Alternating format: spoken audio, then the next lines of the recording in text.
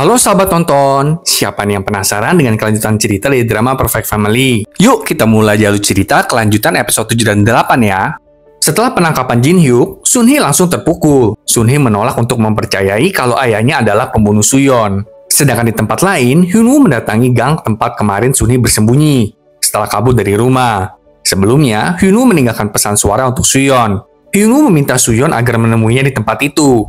Tapi yang muncul adalah Detektif Lee dong. Detektif Lee lalu mengajak Hyun Woo untuk mengobrol.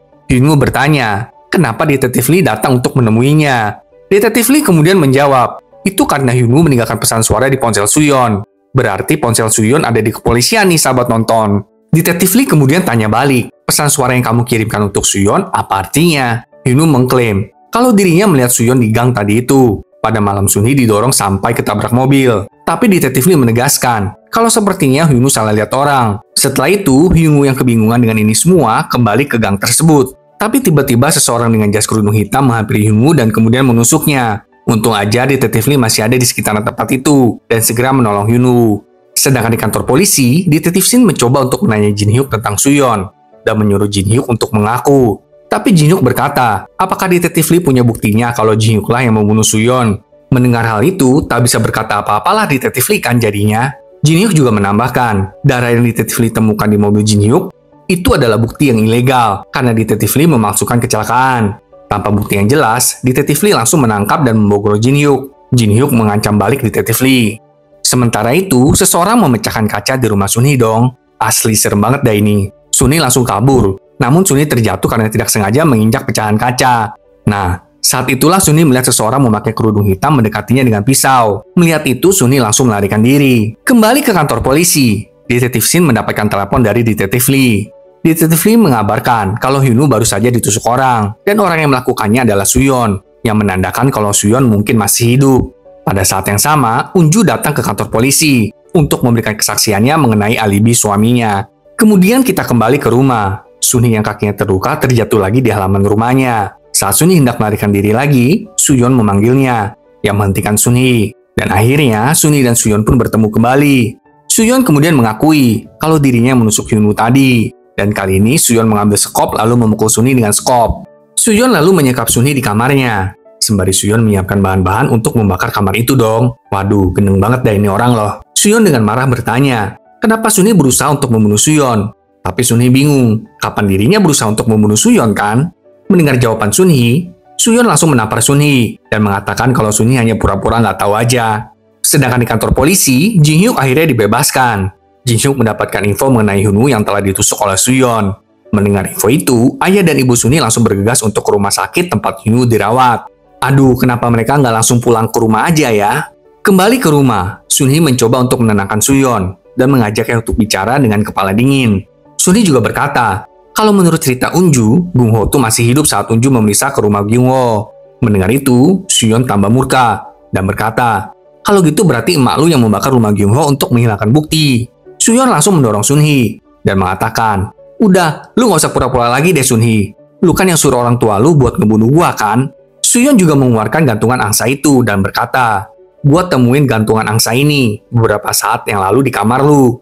Udah deh, sekarang lu akuin aja semuanya. Aduh, pusing deh sama Suyeon ini. Tapi untungnya, Hyun Min datang ke rumah Sun Hee. Dan karena Hyun Min merasa curiga, Hyun Min langsung menerobos memasuki rumah Sun Hee dan menelusuri rumah Sun Hee.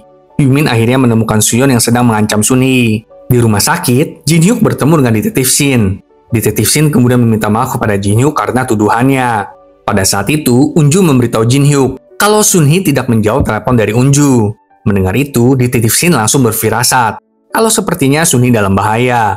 Mereka pun kemudian bergegas pergi ke rumah Sun Hee. Saat orang tua Sun Hee tiba di rumah, ternyata rumah mereka udah kebakaran dong. Jin Hyuk dan Unju sangat amat kelabakan dan benar-benar frustasi mencari Sun Hee. Tapi semua petugas kebakaran menahan orang tua Sun Hee agar tidak memasuki rumah itu. Sementara itu, Detektif Lee ditemukan pingsan di halaman rumah mereka. Kembali ke kilas balik.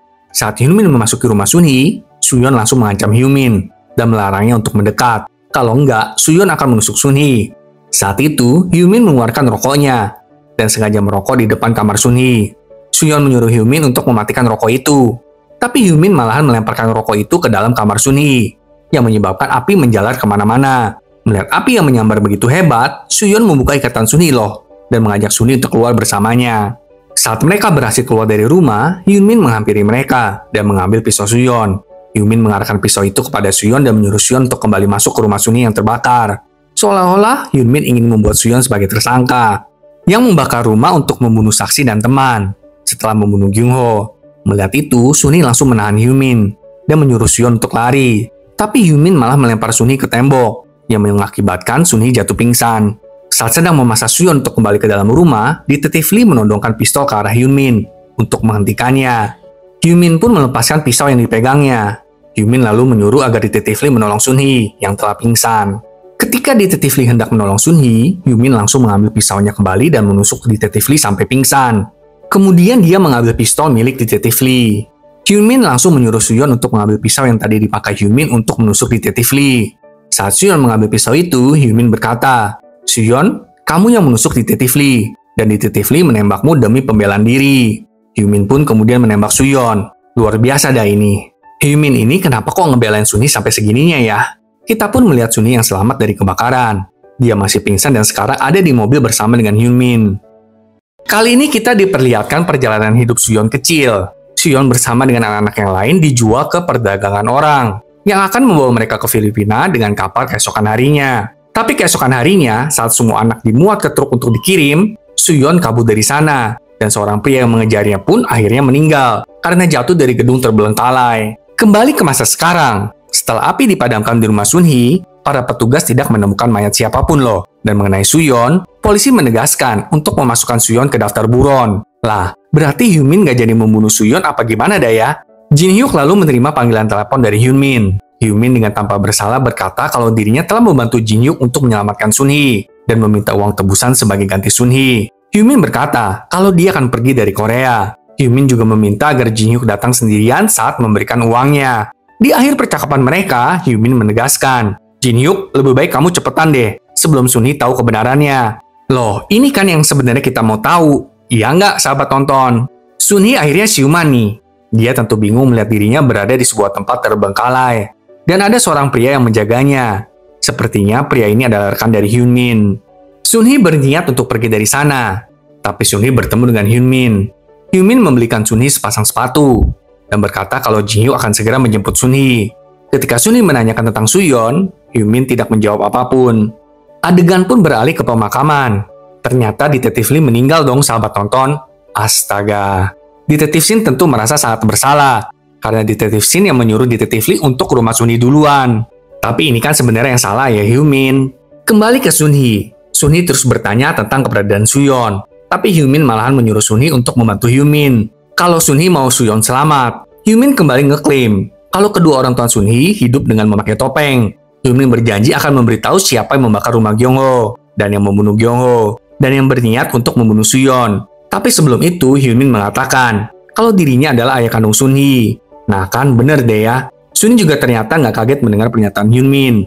Karena sebelumnya, Sunhee sudah punya firasat mengenai hal ini. Hyunmin lalu menambahkan kalau orang tua Sunhee membunuh putra mereka sendiri dan nge-frame Hyunmin sebagai pelakunya. Nah, agar Hyunmin menutup mulutnya, orang tua Sunhee sengaja mengadopsi Sunhee di panti asuhan sebagai sandera gitu. Supaya Hyunmin nggak buka mulut tentang kematian putra mereka. Kalau Hyunmin buka mulut, orang tua Sunhee akan membunuh Sunhee. Nah loh, perkataan Hyunmin ini bener apa enggak sih ya? Kilas balik setelah Hyunmin dibebaskan dari penjara karena tuduhan palsu orang tua angkat Sunhee. Hyunmin lalu menemui rekannya yang adalah seorang detektif swasta. Hyunmin menyampaikan keinginannya untuk mencari putrinya, yang adalah Sunhee. Dan akhirnya, Hyunmin berhasil menemukan Sunhee. Dan terkejut karena Jin Hyuk lah yang mengadopsi Sunhee. Karena mengetahui hal ini, Hyunmin segera mencari cara agar dapat menyelamatkan Sunhee dari kedua orang tua angkatnya itu. Kemudian, di hari Kyungho ditusuk, ternyata Hyunmin melihat semuanya tuh. Dari sejak Suyeon masuk ke rumah Kyungho, lalu Sunhee menunggu di depan rumah Kyungho. Sampai Sunhee masuk ke dalam rumah Kyungho karena mendengar teriakan Suyeon.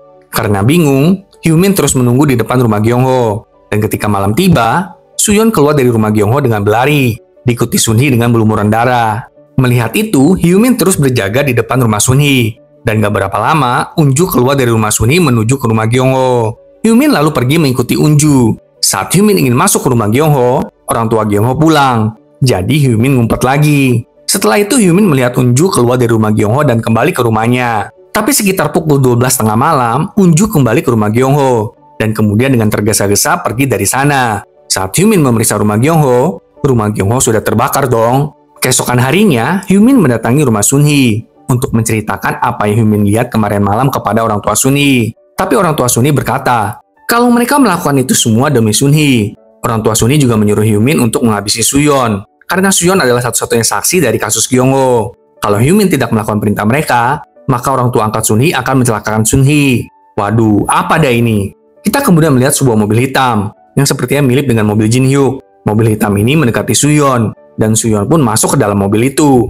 Kembali ke saat ini, Hyumin mengaku kalau dirinya melakukan apa yang diperintahkan kedua orang tua angkat Sun-hee. Jadi sebenarnya yang menculik dan memukul Sun-hee waktu itu adalah Hyumin dong ya, dan mungkin menggunakan mobil ayah Sun-hee.